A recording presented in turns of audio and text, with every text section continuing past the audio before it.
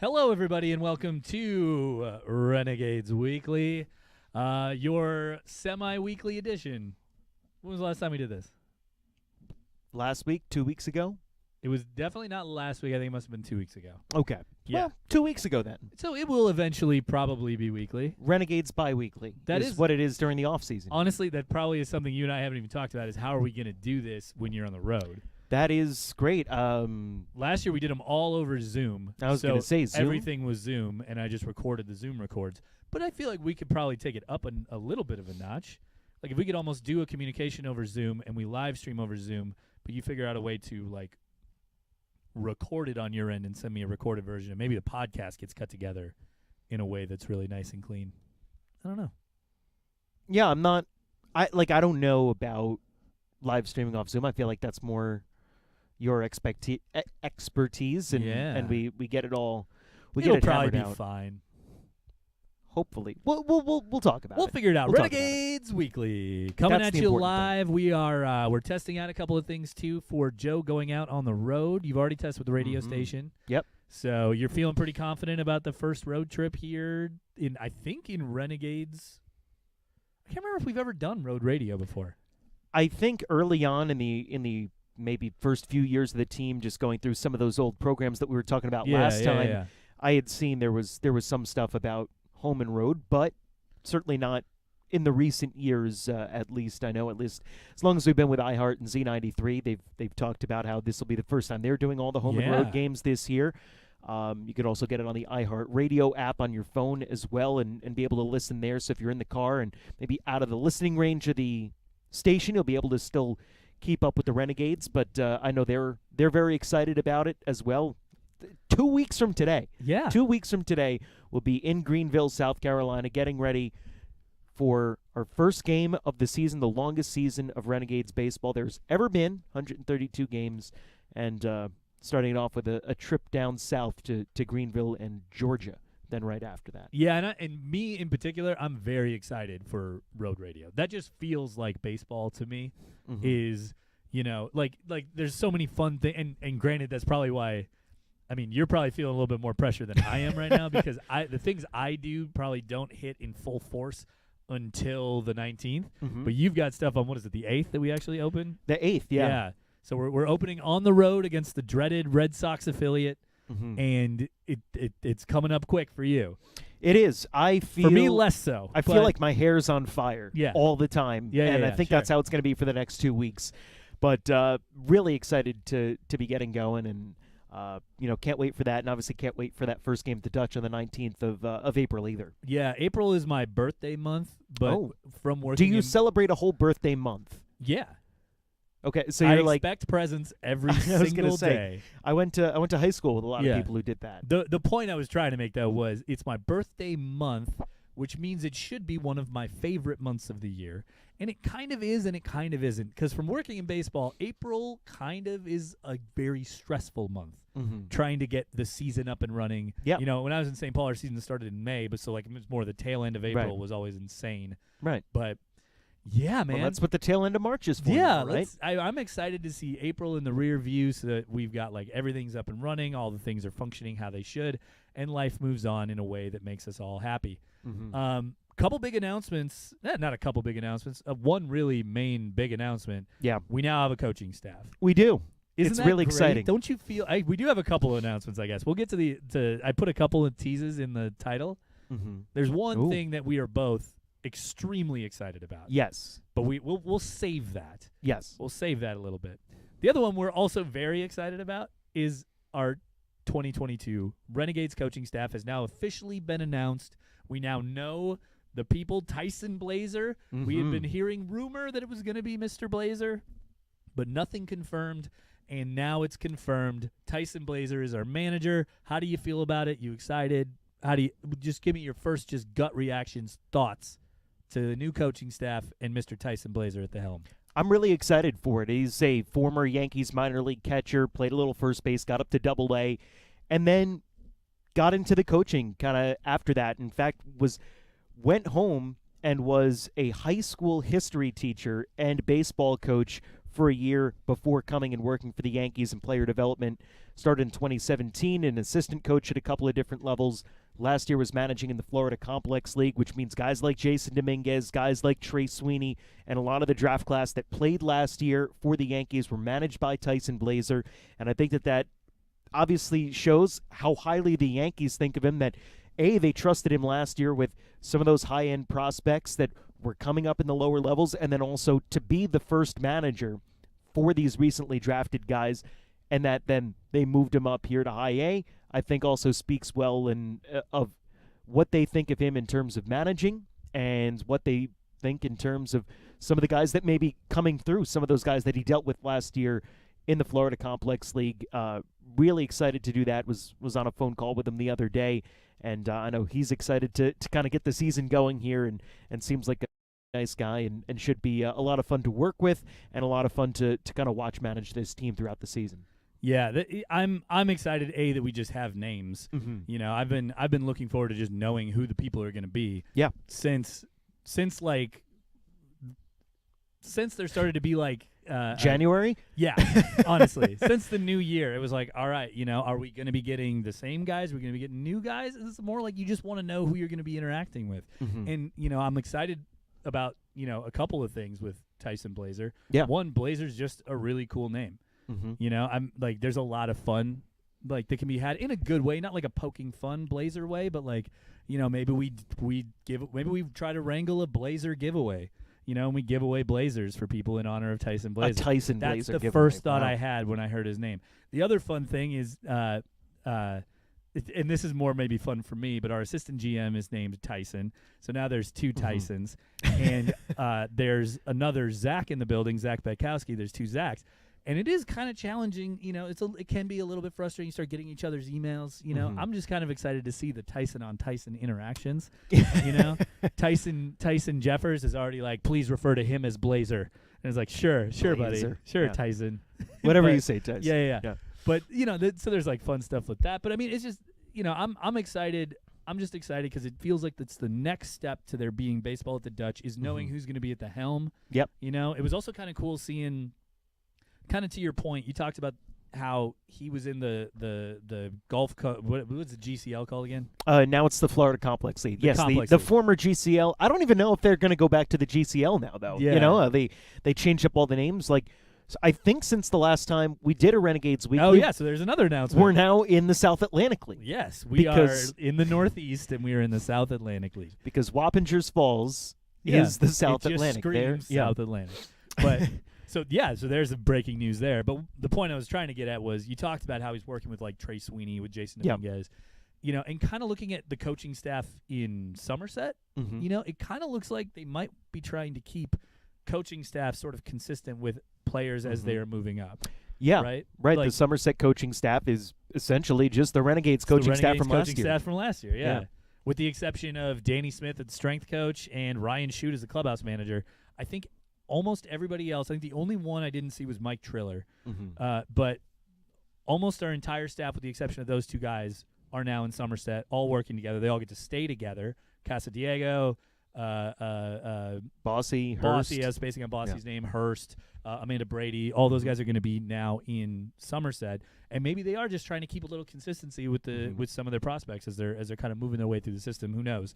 But just looking at our staff, it seems like it's a young staff. They seem like a bunch of fun guys. I'm excited that we get Ryan Shute back. He's a good time. Yeah. So yeah, I wish we had been able to use. This is a little inside baseball. We were putting together a graphic for all this stuff, and Ryan had sent us his headshot. It was the only headshot we didn't have, and he had sent it to us. And for some reason, the headshot he had sent like blew up his face. So it was like only his face, and I desperately wanted to put that out as the graphic. Like everybody else was sort of the normal. Go and look on the Renegades like Twitter or Instagram or whatever, and see the graphic, and then just imagine that Ryan Schute's picture is just his face.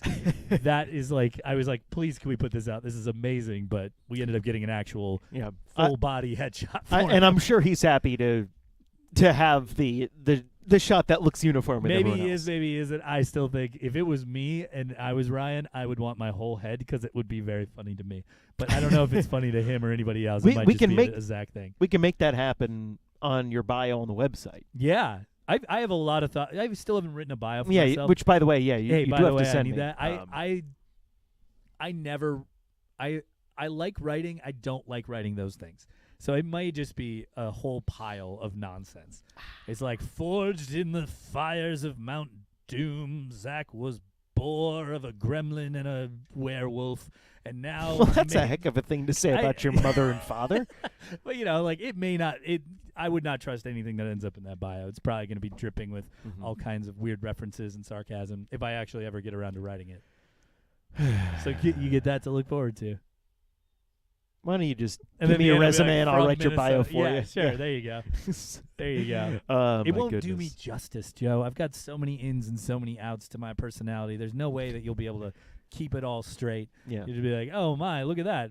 I'm learning you're like an onion. You start peeling back the layers, and there's just more and more and more going on. And ogres are like onions. Yeah, exactly. I can't even do the right accent. You're a lot like Shrek. Did that come out Scottish? What was that? It was a little Scottish. But Shrek was a little Scottish, too. That's what I mean. I was intending to be a little Scottish. I don't know if I actually achieved that goal or not. It was basically just Mike Myers doing So I Married an Axe Murderer again. Yeah. But except he was an ogre. Well, let's talk more pitchers or more coaches. Pitchers. Yeah. Let's talk about the pitching coach, Spencer Medic. Yes. Let's try to go like line by line through these guys. Try to give just like a little background because you just went through and wrote about them a little bit. Yeah. And I think my contribution is I'll come up with a cool nickname for each of them. So for Tyson Blazer, your new nickname, your Renegades nickname is going to be Catfish. Why? No reason. Okay. It sounds fun. All right. What up, Catfish? And then he's going to look at you like, what are you talking about? It's not related to Catfish Hunter in any way. It is literally the first word besides Tyson or Blazer that came into my head. I feel like if you go Blaze... That took a long time to get over. Dude, to get a word that wasn't this time of year, I am not super sharp. Everything's just kind of a dull, like, yep, hit that thing, hit that thing, hit that thing, hit that thing. So it took me a second. We got to Catfish. Tyson Blazer, your new nickname is Catfish. Tyson Catfish Blazer. Tyson Catfish Blazer. Moving on to Spencer Medic. Spencer Medic. Do you want me to do the bio or do you want to give the nickname something first? About him beforehand. So Spencer Medic is... Oh, before we move on, one last point. I feel like catchers make very good coaches. Seems to be the stereotype. I feel like they stereotype's not the cliche. Yeah, a lot of managers a lot of are parts of the games. I'm excited that we have a catcher as a manager because I feel like they tend to be very in tune with the game. They tend to be very good coaches. Anyway, moving on. Spencer Medic. Spencer Medic never a catcher. No, he was never a catcher. He's the pitching coach for the team this year. It's going to be his first year working in the Yankees minor league system. He, for the last 3 years, was working at Driveline Baseball, which, for those who are not familiar with Driveline, they're basically an elite performance training facility that's very data-driven out of the state of Washington. Basically, professionals, amateurs, college guys, they go there and work on getting better at pitching, at hitting, at all these other things. He was one of the lead throwing instructors at Driveline, so obviously working with pitchers on things like developing extra spin rate, extra velocity, different shapes of pitches. And the Yankees have made many hires out of Driveline over the last few years. Medic is one of them. Sam Breen, the director of pitching, had previously been at Driveline before coming to the Yankees. Rachel Balkovitz, the manager with the Tampa Tarpons, was one of the hitting instructors at Driveline before coming in to the Yankees organization. So there's been a lot of crossover, and there's been a lot of instructors from there hired into the professional baseball ranks. And Spencer Medic is now another one of their alumni that's working in professional baseball. I'm interested to see exactly kind of how that experience translates into being the pitching coach here this year and what different things are going to come from taking that approach to developing these young pitchers. The Yankees have been, very big on the analytics, especially on the pitching side in recent years in getting a ton of data and being able to then use that to improve all of these young pitchers who are coming up through the system. And so to me, I'm always very interested in that, and it's going to be a lot of fun to see that up close and personal here this season with Spencer Medic coming in. He pitched professionally for a few years, 1 year in the Arizona Diamondbacks system and a few years in independent baseball before moving into the facility side of things. So he's got a playing career that's fairly recent as well. So I think I'm really excited to see kind of the work that he's going to be able to do. Yeah, I don't know a ton about Driveline. The bit that I know, though, is that it feels like they are the spot to go if you want to increase velocity. right? The velocity is like one of the biggest things people get coming out of Driveline from a pitching perspective. That's really all I know about Driveline. I didn't even know they did batting and hitting and stuff. I'd only kind of heard of them through pitching world stuff. But yeah, I think that's very exciting to hear. That's exciting. We had our complications with getting the radar gun working last year, but now it should be up and running for the full year. So we never got to see what numbers like Luis Medina was hitting, Ken Waldachuk was hitting, Wisniewski was hitting while they were here. Well, even a guy like Tanner Myatt, right? A reliever who was only here for a little bit. I know there's been reports that he's hit 100 this spring down in Tampa at spring training. So, yeah, you've got those big-name guys, the Medinas, the Waldichuks with the Wisniewskis kind of coming in. But also, I mean, the Yankees just have done such a good job, I believe, over the last few years of developing pitchers, maybe more on the bullpen side than starting pitchers, but they just do such a good job where they just roll through guys who throw 95-plus with wipeout sliders. And it's like, how are there 7 of these guys on every team in the minors? It's just, at some point, you just, like, shake your head and go, it's really incredible kind of what you're able to see, and getting the gun working and being able to really see that at work is just really, really going to be very fun. Well, and Derek Kraft last year, too. I think even in his time with the Renegades, I think went from like mid-90s to touching hundreds. And that I mean, it may not sound like a significant jump, but like 93, 94 to now hitting like 101. Well, that's a big jump. A guy who wasn't with the Renegades last year but was kind of a breakout pitching prospect in the Yankees organization. So a Jersey kid by the name of Ron Marinaccio. And in just talking about some of his breakout, like he was a guy who before the pandemic, so in 2019, was hitting like 90 to 91. He came back last year and was 95 to 97. Like, so he added about 4 to 5 miles an hour onto everything. He's got a great change slider, and now he's got that extra velocity. And that took him from, this guy's okay, to now he's one of the Yankees' top pitching prospects. Very cool. Spencer Medic. I dub the Spencer Taco Tuesday Medic. No further explanation needed. Tyson Blazer is... I already forgot. Tyson the Catfish Blazer. Yep, and Spencer Medic is Taco Tuesday. Medic. Okay. Because every week you can set your watch by him. You set your watch by Taco Tuesday? Yeah, it's a delightful Tuesday in the middle of every week. You get a chance to have some delightful tacos. Okay, I'm okay with that. That feels very pitchery, right? Like once a week, his turn in the rotation comes up, and you get some nice tacos. Okay, you turn me. I'm down. Connected the dots. I can do it. I connected the dots. We got there. All right, next up we've got Rob Benjamin. Rob Benjamin comes to the Yankees. This is his first year with the Yankees organization, but the last 3 years was working in the minor league system for the Seattle Mariners. He was the hitting coach for the Modesto Nuts, which is the California League affiliate for Seattle. And they had one of the best offenses in what was last year Low A West. Now it's the California League again. They were toward the top in batting average, slugging, doubles, all of these categories that you want to be up near the top in. Modesto was right there with Rob Benjamin as their hitting coach. So that's exciting. The other part that's exciting about Rob Benjamin is he's a local guy. He's from Cornwall, so he's right from this area, and it's really going to be exciting for him. I know he's got some family in the area, and just really excited to see the work that Rob does. He went to college in New York City after a short junior college career, but he went to high school at Truman High School in the Bronx, only about 10 miles from Yankee Stadium.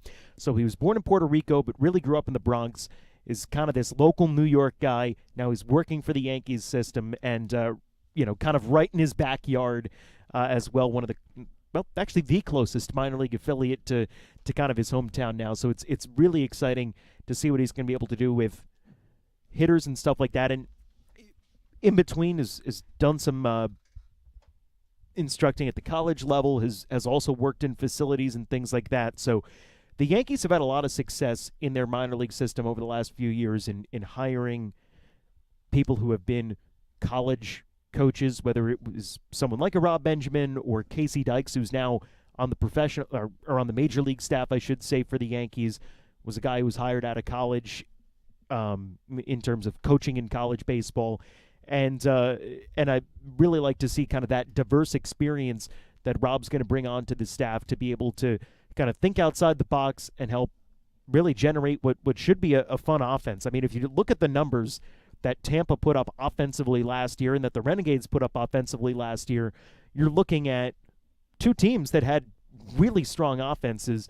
And so you think between the returners that are going to come back, the guys that are going to come up from Tampa, this could be a really fun year in terms of just putting up runs on the board, collecting hits, just a lot of exciting things going on offensively for the Renegades this year. Should be a lot of fun to see kind of what all goes on there. Yeah, offense was in I don't, what's the opposite of short supply? Long supply. Yeah, it was in long supply last year. We had a lot of guys who came in, put up big numbers, and then we had some really good pitching early. Mm-hmm. But I think the bats were the most fun to watch. Yeah, a guy like Chaparro came in late in the season and was like crushing balls. Volpe obviously was and it's going to be exciting to see what Rob does with those types of guys. Mm-hmm. Nickname time for Mr. Rob Benjamin. The official Rob Benjamin nickname is Rob. Don't call me Bob Benjamin.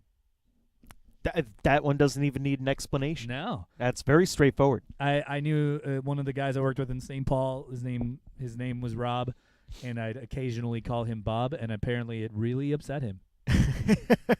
And we had to have a conversation. I'm like, does that actually bug you, or are you just pretending it bugs you? He goes, it actually bugs me. I'm like, all right, perfect. But okay, Bob. I know in the Rob Bob world, it can be a little contentious. It can. I want to be called this. Rob, I got your back. You are Rob. You are not Bob Benjamin. Rob, don't call me Bob. Isn't there? No, it's John Benjamin. You ever watch John Benjamin Has a Van? John Ben? Yeah. No, it's great. He's fun. I think he's the guy who does the voiceovers in the Arby's commercials too. I think that's John Benjamin. He does a couple. Yeah. Well, it depends on which Arby's commercials. Yeah, you're watching. not like the we have the meats, but the guy who that's the dude. The other that's part the dude from Pulp Fiction, whose name is escaping me now. I was going to say Sam Elliott, but it's not Sam Elliott. It's not Sam Elliott because it's 100% not Sam Elliott. Could you imagine? Like if those two I'm going to look it up. No, it's the guy. It's the guy who plays the Ving Rhames. Ving Rhames. There you go. So take Ving Rhames and you take very much so not the same. Could not be more different. I mean, they both probably like tacos. So I guess that's something they have in common. That's probably where the similarities end, though, between Sam Elliott and Ving Rhames. All right. Anyway. Jose Javier. Defensive coach. Mm-hmm. And one of the youngest member of the coaching staff. Jose Javier is not going to turn 30 until September. He was signed by the Yankees back in 2010 when he was 18 years old. 6-year playing career in the Yankees minor league system, and then right after that got into coaching. He's been a coordinator, doing both infield and base running as a coordinator at the lower levels of the system, and has also served as a coach. He's going to be our defensive coach, which means a lot of things, but I would assume based on his background as an infielder and being an infield coordinator, he'll really be doing a lot of work with the infielders on defense, probably helping out with some base running things as well. I know that's a big point of emphasis for the Yankees as much as at the big league level they have big guys who don't steal a lot of bases and just go up there and slug home runs, they do want to really have good base running. That means not only stealing bases, but going first to third, going second to home, kind of taking those extra bases. These are things that they really track at a big level, and I can imagine Jose being someone who helps to keep track of that, coordinate that, and help develop that in the players that'll pass through the Hudson Valley this year. And again, just kind of being also a younger guy, and it's generally a young coaching staff. I don't think there's anyone who's over 45 on the staff, and I know Tyson Blazer, Spencer Medic, and soon to be Jose Javier are all in their mid-30s or younger. So it's a really young staff that's going to be able to connect with these players in a way that's kind of different than you might have if it was an older staff, and I think that'll help to resonate, and you see the kind of the fruits of that out on the field as well. You also kind of see something a little interesting too it's not like this is groundbreaking stuff, but last year we had Dan Fiorito, who was an infielder in the Yankee system, paired with a defensive coach, Aaron Bossy, who was a catcher. Yep. Right? And now you got Tyson Blazer, who was a catcher, and he's kind of paired with a defensive coach who's going to focus more on the infielders. So it is kind of like, it's the managers in these roles are very much so having hands-on experience with people in their particular niche as well, I would assume. And you kind of see the rest of the coaching staff kind of fit within that world as well. It wouldn't make sense to put Aaron Bossy with Tyson Blazer and have two really good catching coaches, trying to work with the infielders in that sense too. So that was like the one little takeaway I had was, he's going to be more of the infield guy. Theo was more of the infield guy last year. And, Blazer's probably going to work more with the catchers like Bossy worked with the catchers last year. So it's always fun to see how the staffs come together and kind of all get pieced together. And I know even some of the upper levels, like in AAA and Scranton, they'll have two defensive coaches and one who's more focused on infielders, one who's more focused on outfielders. But up there, you get guys going up and down a lot, so you need kind of that more specialized thing. Pretty much at any other level, there's less turnover on the roster, and you can make it work with, all right, this one could work with outfielders, this one could work with infielders, this one can do catching, here's the pitching coach, and there's your staff. And that's all great. Also, a fun note is that Tyson Blazer and Dan Fiorito were teammates together in the Yankees system for several years, kind of coming up in the earlier part of the last decade, and they've been close. They've remained friends, and so that's just a nice little connection from last year's manager to this one. Yeah. It feels like I hope that like Theo blessed us. Yeah, he was like, "Hey, Tyson, Zach's cool. Don't worry about it. You can talk to Zach. He's Like, I want to get the blessing. You weren't here last year, so you don't get any blessing. But I might get a blessing. Maybe it'll be like, Steve's fun to work with. Yeah. You're going to like Steve. I'm hoping we're getting that. This is a terrible Theo impression. I was going to say, I don't know if that's a good impression of him or not. But yeah. Cool. All right, Jose Javier, your official nickname, the Carpetbagger. Why? I don't know. I don't even remember what that is. I think that was like after the Civil War, Northerners who went south to help out with Reconstruction were called carpetbaggers. Oh, interesting. So do we want to try to find a different nickname? Did you not like that one? Okay. All right, cool. No, that was a word I had kind heard. of not a. I think it's generally used in a derogatory connotation. Oh, like I see. It's not like, know I love you carpet. Yeah, it's usually not. Carpetbagger. Yeah, no, right. it's not a term of endearment. All right. So first of all, apologies, Jose Javier. It's a funny word, though. Yeah, that was more what I was going for. I was trying to think of a word that sounded fun, and I don't know why that one popped into my head. It has nothing to do with you, unless you were very helpful in rebuilding the South in Reconstruction. I don't know if you were. You seem a little young for that. But let's go with Jose Javier. Your official nickname is the Tourniquet. Ooh. Because he's there to stop the bleeding. And defensively speaking, stop the bleeding. The ground balls are not going to bleed through the infield. There you go. Tourniquet defense. Yeah. All right. Okay. I'm down with it. Speaking of that, I'm now like highly stressed that I said carpetbagger. Is that like a really bad thing? No, you're fine. Okay. You're fine. It's a word I know, but I don't really know it's still a word that's like thrown around now. Okay. Got it. Jokingly, maybe less jokingly. You can never tell sometimes. I always thought it was like, this guy's got a little something up his sleeve. Like, he's a real carpetbagger. That's how I always heard it. Like a magician? Kind of. Like think of it in like and this apparently is completely wrong, but like an Old West, like a guy that you'd sit down at a poker table with, and it's like, all right, this guy looks like an easy mark, but he's got a little something up his sleeve, and he's able to like win at the betting. That's how what I thought of a carpetbagger was. Gotcha. But apparently I'm wrong. Yeah, there's probably a term for that, but I don't know what it is. I don't think it's carpetbagger. So Sam Elliott would not be able to play a really good carpetbagger? No, Sam Elliott would not play a good I mean, he might be able to play. Rames? Ving Rhames could. I have no idea. So here's a little funny. Speaking of Arby's, when I was with the Minnesota Timberwolves, they had a "We Have the Threes" promotion that they would do. So like instead of "We Have the Meats," it was "We Have the Threes." Yeah. And I did the voice for it, so I had to read like. So you did a Ving Rhames impression, basically. I was like, "Who's the guy who does the We Have the Meats?" It's Ving Rhames. And who did we get to do "We Have the Threes"? Zach Newman. We have the threes. I was like, yeah.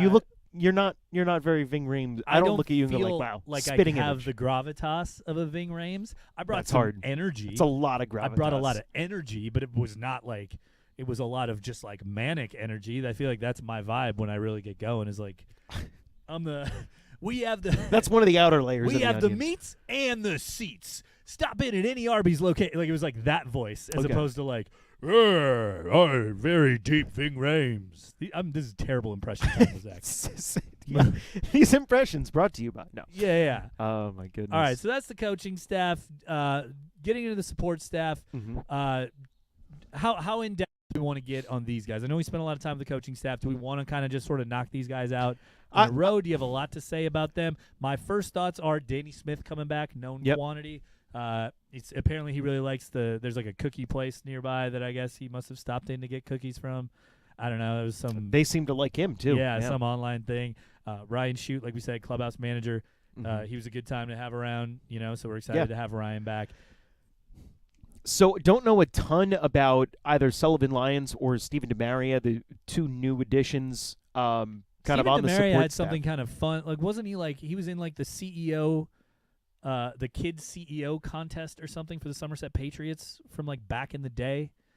There was something that was just. Let me try to look it up. What? Yeah, it was like I don't know. They had like some contest that was, and I'd have to look up the. So exact he got to be the specifics. CEO of the It was like Patriots they were having for a like day? a kids CEO contest, and you had to like try to win being the CEO of the team. I mean, I will ask him about that as soon as he comes right up here. here, and we In have the opportunity 2015, to. when interviewing to become our kid CEO, this young man said he wanted to do analytics for the Yankees. Today, Stephen DeMaria was named Advanced Scouting Analyst for the Hudson Valley Renegades, and there's a really adorable picture of him.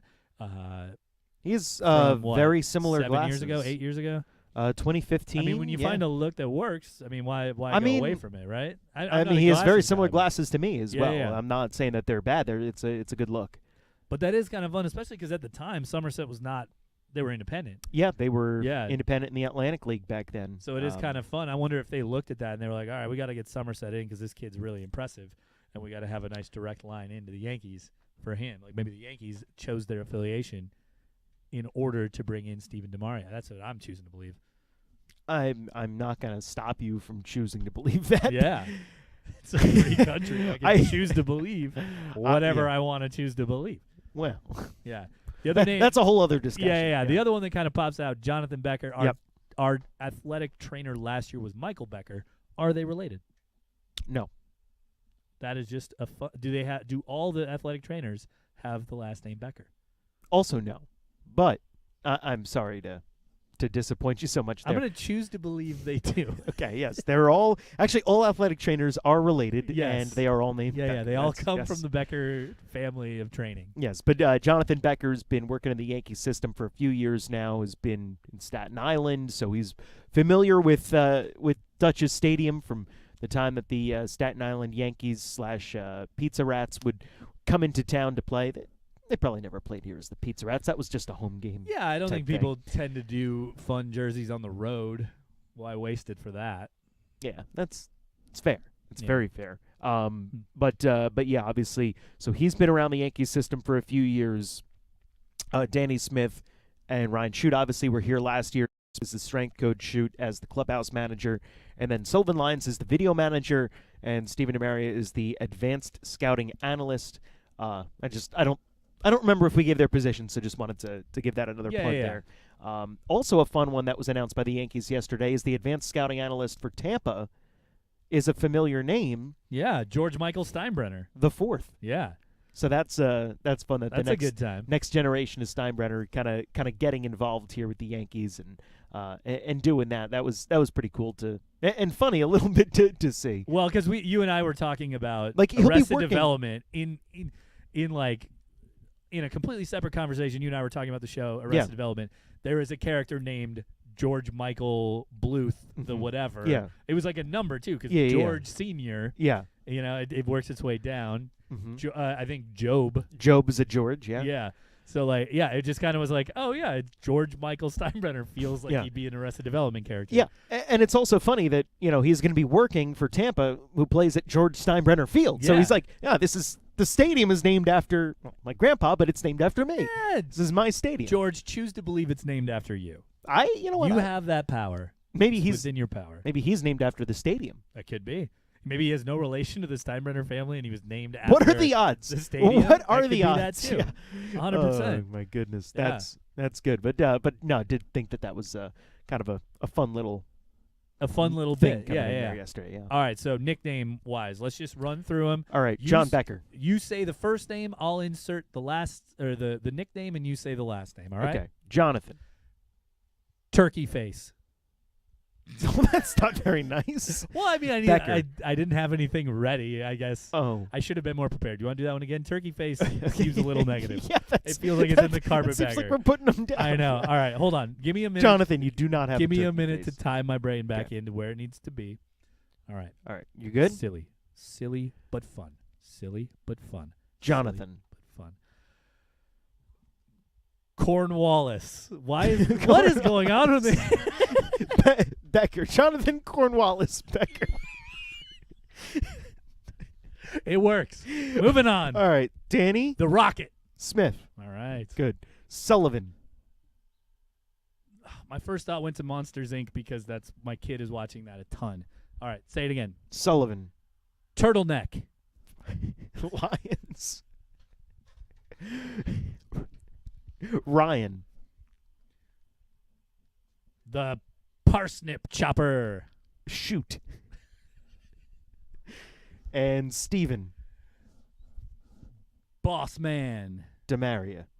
Which makes sense to the Yeah, CEO the CEO thing, I feel yeah. like that one's too tied into that post, though. Do you want to try it again? I want another shot at Okay. it. Give me a second here just to, like... Clear your mind. I feel like I'm looking out into the concourse trying to find clues for things I should say.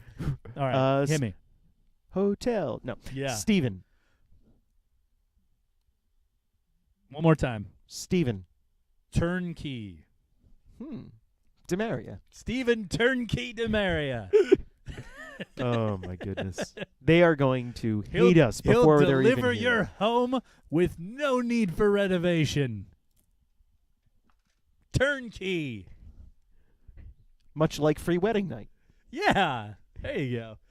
So let's talk about, okay, so any final thoughts on the field or support staff?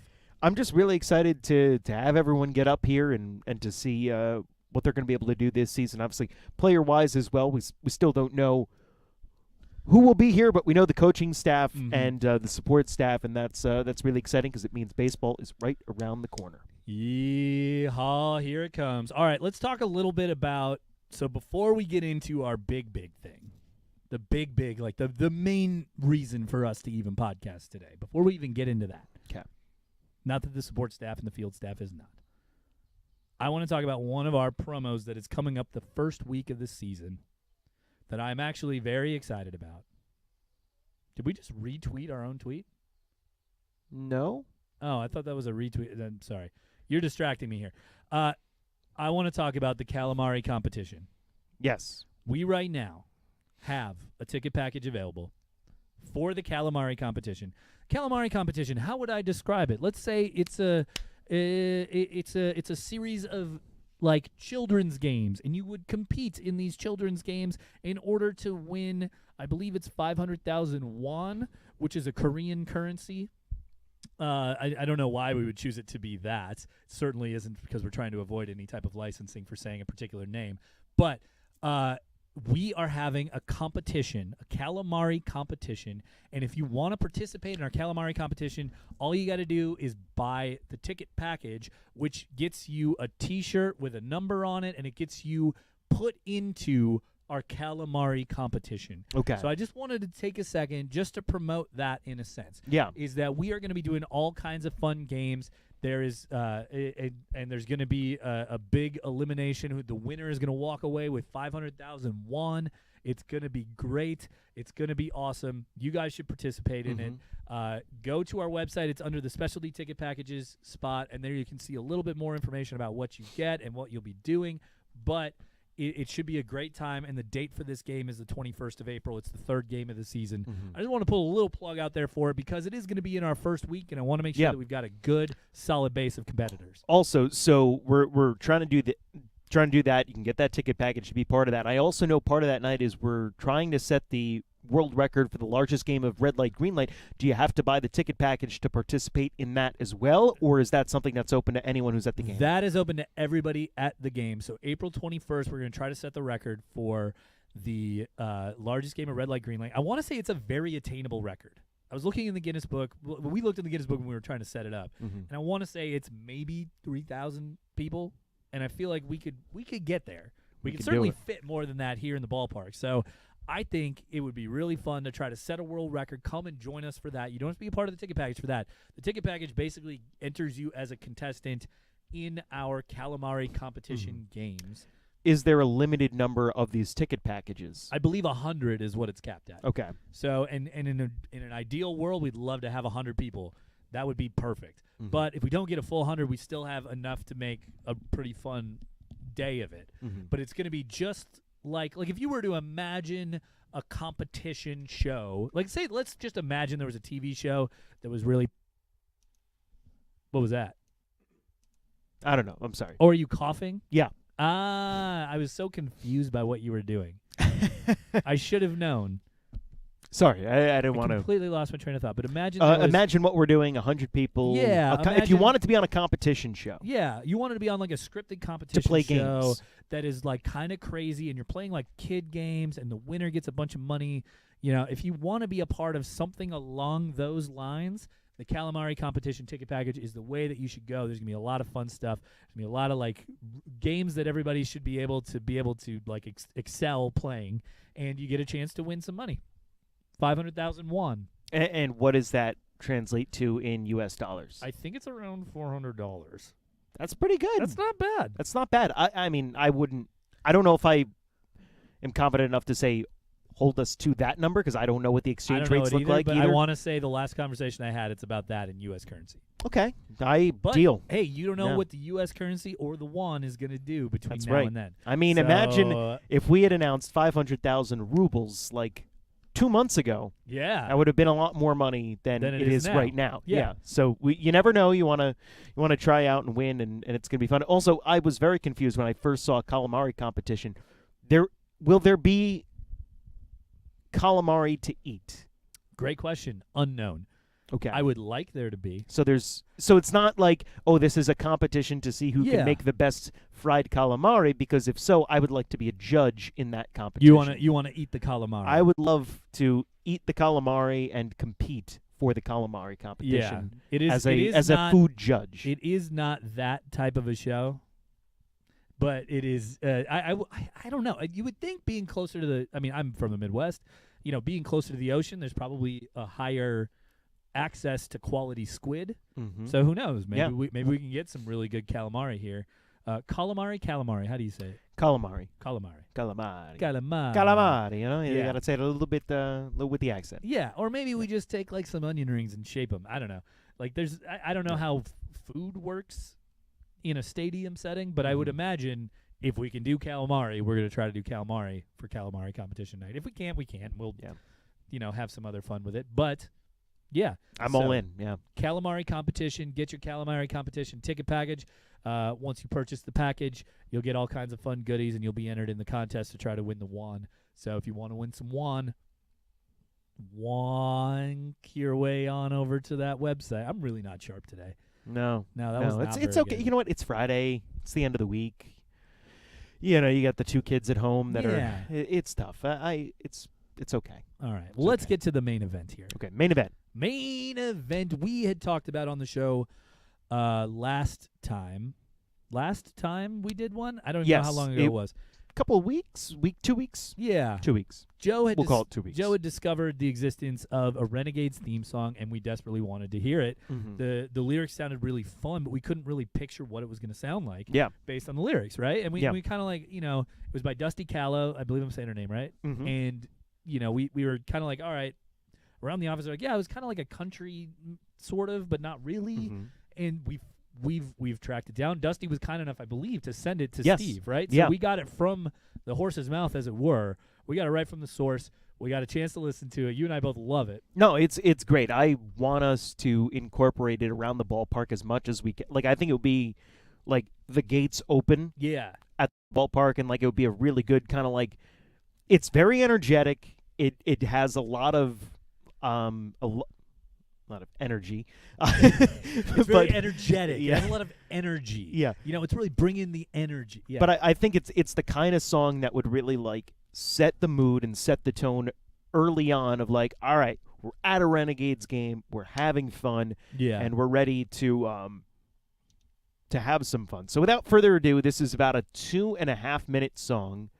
So we're gonna get it going. It starts off with the train sound. Yep. There's a little bit of an introduction musically. Renegades Express. And then it moves on from there. I don't want to spoil too much of the rest of the song. So here we go.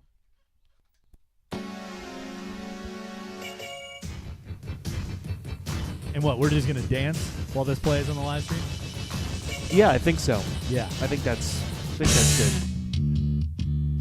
You can dance. I'll just kind of sit here and listen. I really like that bass line. It's good. It's got a good vibe to it. Like, it's a legitimately good and catchy song. Yeah. I have listened to this easily a dozen times. A week. Yeah, every day, every week. Yeah. You listen.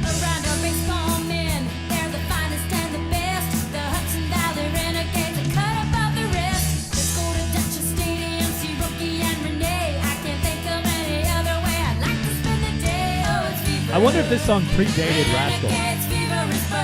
I don't know. It must, because it obviously talks about Rookie and Renee. Yeah.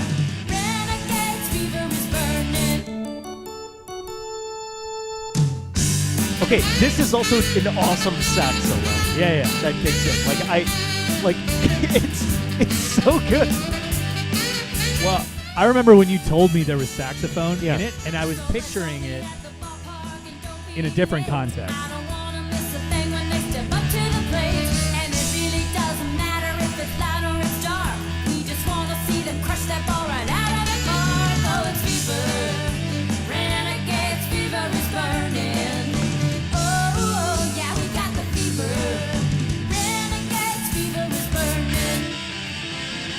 Oh, then they just thrash here for a while, right? Yeah, kind of. Oh, it's got like a different... Yeah, it builds. I was trying to builds remember up how to the finale. end... I feel like I've listened to the beginning so many times. Yeah, that's right. Little drum bit. Yeah. Swing, hit, run, score. Now, I'm going to put this out there. Swing, hit, run, score. I think we need to make an official music video for this song. I don't disagree. I think it should be the theme song to this podcast. Rename the whole podcast Renegades Fever.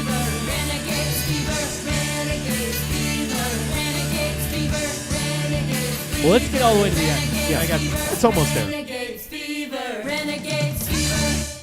Yeah. So that's the end. So that's awesome. That is Renegades Fever. Dusty Callow, thank you so much for that. That was like, so appreciated. And again, just, a lot of teams, I think, in the late 90s had these kind of theme songs. Yeah. And well, we were talking about a lot of examples that you had mentioned just from your own experience living around here. And like, that is a banger. That song is so good. I'm so glad that we discovered it and we're able to get it so fast. And so thank you, Dusty, for giving us the file for the song, and hopefully we'll be able to put it to some really good use and kind of have it be a renaissance kind of comeback here at the Dutch. Yeah, 100%. So my initial thought, I think I had mentioned, I was like, oh, this is like a kind of like a Joe Satriani. I was picturing more like if you took like Van Halen and added in like a saxophone to it. Yeah. And then when I heard it was a female singer, I was like, well, that doesn't really work with what I had in my head. This kind of sounds a lot more like if you took, I think I'd said it the other day, I was like, if you took like a Faith Hill or a Shania Twain and threw them on a E Street Band song. Yeah. Like, that's kind of the vibe. And I'm super into it. I think we could definitely, I think this should be our theme song to this podcast. I'm very okay with that. Okay, yeah. I'm on board for it too. I'll pick out good spots to have like as an intro and an outro. So like what the especially when the sax really kicks in, it reminds me of I guess most people watching this are familiar with the song Meet the Mets. Oh, yeah, sure. There was a version that came out in the 80s that was very kind of 80s upified, and there was this like saxophone part in that too.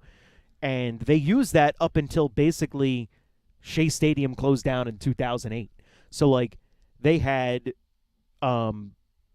just all of these like awesome memories for me as a kid hearing that song, and like that, like the saxophone part in that kind of very much reminds me of that sax version of kind of Meet the Mets, and I love it. Yeah, I love it when a team's got a good song that goes with it too. Like when I was younger, it was the Twins had a song. It was like, we're Really? gonna win, Twins, we're gonna score, we're gonna win, Twins. Like it was kind of more that vibe, but like it would come on and it would get you kind of jazzed. It wasn't all super like contemporary like that one is, but in that vein, it does kind of feel like there's a lot of energy there.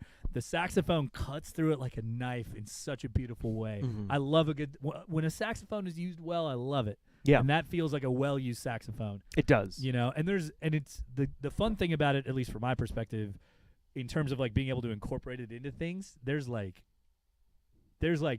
distinct sections of the song, which is always kind of fun too, because like I was listening to this thing about like HBO, and they talk about those little audio tags that like audio branding. It's like the is one, but then there's like the they have all these different sounds. Yeah. And they all come from one song. They're just pulling different parts of that song to use at different points, and it still evokes the same thoughts and emotions. And that one has a lot of different vibes in it and a lot of different spots that I think are really fun. So, Dusty, well done, first of all. Thank you for getting it over to us. I've really enjoyed listening to it. I'm excited to work it into a couple things here and there, just like, maybe I'll use a little chunk of it for like Clubhouse Connections as an intro or something. Or like, like I feel like I can have a little bit more like fun just like popping it into a couple different places here and there and making like short reference to it. But I bump back music on MLB TV. Maybe. Like a little something just to bring us, like if we end up making like an intro for the broadcast, like I want to, like a little like video intro, it might be kind of fun to have Renegades Fever in there as the way to like open it up. Yeah, like kick it in, like when the sax starts and like you see some highlights coming in and all that stuff, and then it just ends up with, either that kind of that last Renegades Fever, and then kind of cut it out that way. I think so. I know Steve has on his computer some old Renegades radio commercials, and that was used that way. Yeah. Like there was beds of it, and then it kind of ended with the Renegades Fever at the end. So there may even be a clean version of it with the instrumental and kind of that tag already cut up. But it certainly seems like it's something that we definitely could explore that and that'd be very awesome. Dusty, very cool. I mean, obviously, if you're not on board with any of the things I just said I wanted to use it for, let me know. Yeah, of course. But, so if you are not, fine. Yeah, and if you had an instrumental version, nothing against the singing at all, but that makes it more versatile. But anyway, point of the story: it was found and it is loved, and I'm so happy. I'm so happy that it's in our lives because it's always it feels like summer to me. Like listening to something like that, looking out, like we're looking out on the concourse right now. Yeah, it did kind of make me excited to have like a bunch of people walking in and just feeling the vibe of the place and having some sexy saxophone ripping through. Yeah, I think it's like you can see the gates opening up and the tickets being ripped or scanned, and that song's going over the loudspeaker, and then Zols comes in welcoming everyone to the Dutch, and don't be good fans and sportsmanship and all that good stuff that those are the things he says over the mic. Yeah. Be good fans, sportsmanship. I'm Rick Zolzer. God bless America, or whatever. All right. Anything else we want to chat about, or should we wrap this up? I think we're probably good to wrap this up. All right, cool. Well, this has been Renegades Weekly. I don't know. We don't have like a tag to end here, but we're going to go away. It was fun spending a little time with you. We'll see you guys in a more regular basis as we get closer to the season, I would assume. Let's say a Renegades Weekly. What? That's the name of the show. Hey. Hey. All right. So to our new manager, Tyson Huckleberry Blazer. That wasn't Excited to meet you. I couldn't remember what I said. Catfish. Catfish. Tyson. Catfish Blazer. It's going to be a fun year. I hope you're excited because we're excited. And to the rest of you Renegades fans, I hope you're excited because baseball is right around the corner. Renegades fever. All right, bye, everybody.